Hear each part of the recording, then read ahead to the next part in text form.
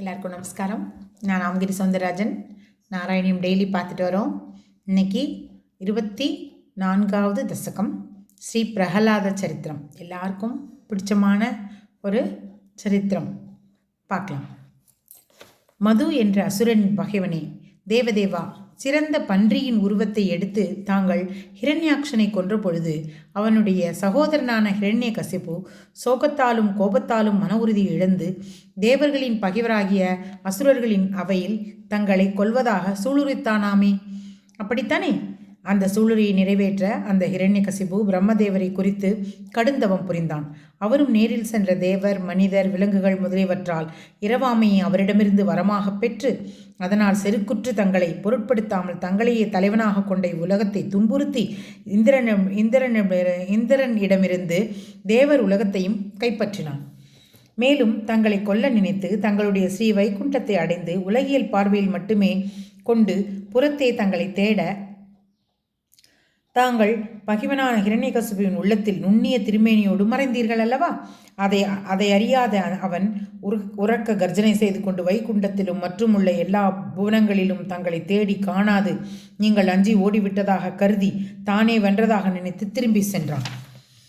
வேண்டுவோர் வேண்டுவதை அளிக்கும் குருவாயூரப்பா, இந்த ஹிரண்யகசிபுவிற்கு பிரகலாதன் என்ற ஒரு குழந்தை பிறந்தான்.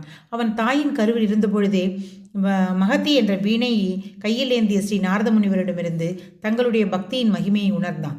பிறப்பால் அவன் அசுரனாக இருந்த போதிலும் குழந்தை பருவத்திலிருந்தே தங்களிடம் பக்தி கொண்ட தங்களுடைய பக்தர்களுக்குள் ஓர் உயர்ந்த எடுத்துக்காட்டாக விளங்கினான்.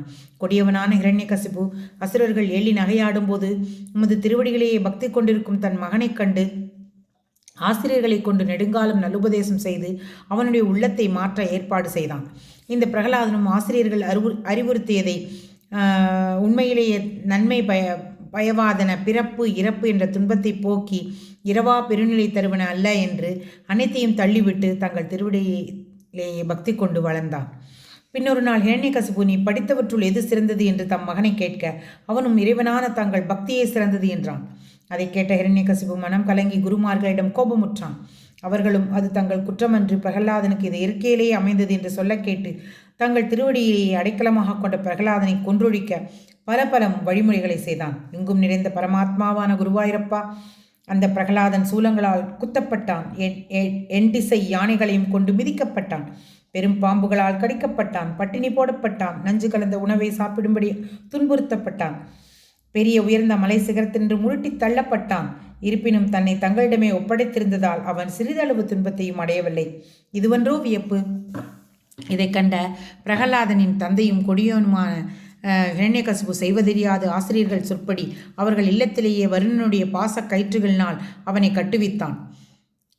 அந்த பிரகலாதனோ ஆசிரியர்கள் இல்லாத பொழுது தன்னுடன் படிக்கும் அசுர சிறுவர்களுக்கு தங்களுடைய பக்தி தத்துவத்தையும் சிறந்த ஆத்ம ஞானத்தையும் உபதேசித்து வந்தான்.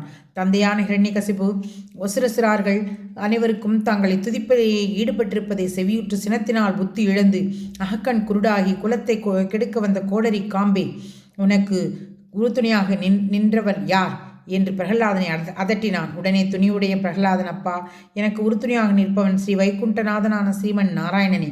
எனக்கு மட்டுமல்ல, உங்களுக்கும் அனைத்து உலகிற்கும் அவனே பலம். அவனே, அதாவது உறுதுணையாக நிற்பவன். மூவுலகுக்கும் அவரே, அனைத்துமாக இருப்பவரும் அவரே என்று தெளிவாக கூறினான். அப்பொழுது அடே பிரகலாதா, அனைத்துலகங்களின் ஆத்மாவாக விளங்கும் அந்த ஹரிநாராயணன் எங்கே? அவன் எங்கே என்று கூவிக்கொண்டு திதியின் மகனான ஹிரண்யகசிபு எதிரிருந்த தூணை கையில் இருந்த வாளால் பிளந்தான். உலகெங்கும் பரவி நிற்கும் நாராயணா, அதன் பின் நிகழ்ந்து எடுத்து கூற இயலாதவனாயிருக்கின்றேன். கருணாமூர்த்தியே, அகில உலகை உருவாக்கியவனே, குருவாயூரப்பா, நீயே என்னை இன்புறச் செய்தருள வேண்டும். கிருஷ்ணார்ப்பணமஸ்து.